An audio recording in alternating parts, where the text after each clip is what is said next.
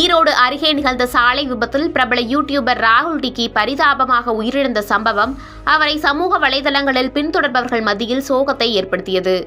இந்த நிலையில் ராகுலின் கடைசி நிமிடங்கள் எப்படி இருந்தது என விபத்தை நேரில் பார்த்த ஒருவரின் சமூக வலைதள பதிவு தற்போது வைரலாகி வருகிறது. ஈரோடு கருங்கல்பாளையத்தை சேர்ந்தவர் பிரபாகர். இவரது ஒரே மகனான பொறியியல் பட்டம் பயின்ற ராகுல் டிக்டாக் மூலம் பிரபலமாகி கடந்த சில வருடங்களாக இன்ஸ்டாகிராமில் வீடியோக்களை பதிவிட்டு வருகிறார். 2 வருடங்களாக இன்ஸ்டாகிராமில் 8,89,000 ஃபாலோவரையும் பெற்றுள்ளார். யூடியூபில் 2 லட்சத்திற்கும் அதிகமான சப்ஸ்கிரைபர்ஸ்களை பெற்றுள்ளார் ராகுல். 1.5 ஆண்டுகளுக்கு முன்னர் ஈரோடு அருகே கவுந்தபாடி நேரு நகரை சேர்ந்த தேவிகா ஸ்ரீ என்பவரை காதலித்து திருமணம் செய்து கொண்டார்.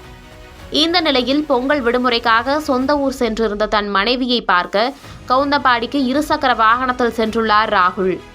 அப்போது சாலையின் வளைவில் திரும்ப முயற்சி செய்தபோது எதிர்பாராத விதமாக இருசக்கர வாகனம் கட்டுப்பாட்டை இழந்து சாலையோரம் இருந்த தடுப்பின் மீது மோதியது.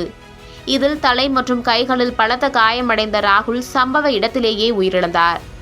இதுகுறித்து அறிந்த கவுந்தபாடி போலீசார் உடலை மீட்டு கோபி அரசு மருத்துவமனைக்கு பிரேத பரிசோதனைக்காக அனுப்பி வைத்தனர். பிரேத பரிசோதனை முடிந்து அவரது உடல் நல்லடக்கம் செய்யப்பட்டது. இறுதி ஊர்வலத்தில் உறவினர்களை விட அவரின் ஃபாலோவர்ஸ் மற்றும் சக யூடியூபர் பலரும் கலந்து கொண்டு கண்ணீர் விட்டு கதறி அழுதனர்.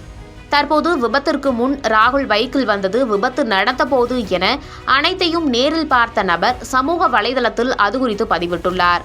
இவரை நேற்று இரவு சரியாக 9:45 மணித்துளிகளில் எங்கள் பேருந்தை சித்தோட்டில் படு ஸ்பீடாக ஓவர்டேக் செய்தார். நான் எனது ஓட்டுநரிடம் கூறுகிறேன், இந்த சாலையில் இந்த வண்டியில் இவ்வளவு ஸ்பீட் தேவையா என்று கூறிக்கொண்டு வருகிறோம்.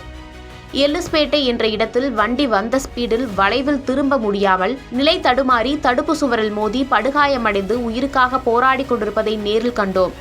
ஆகவே நண்பர்களே, வேகம் விவேகம் அல்ல என்பதை புரிந்து செயல்படுங்கள் என பதிவிட்டுள்ளார்.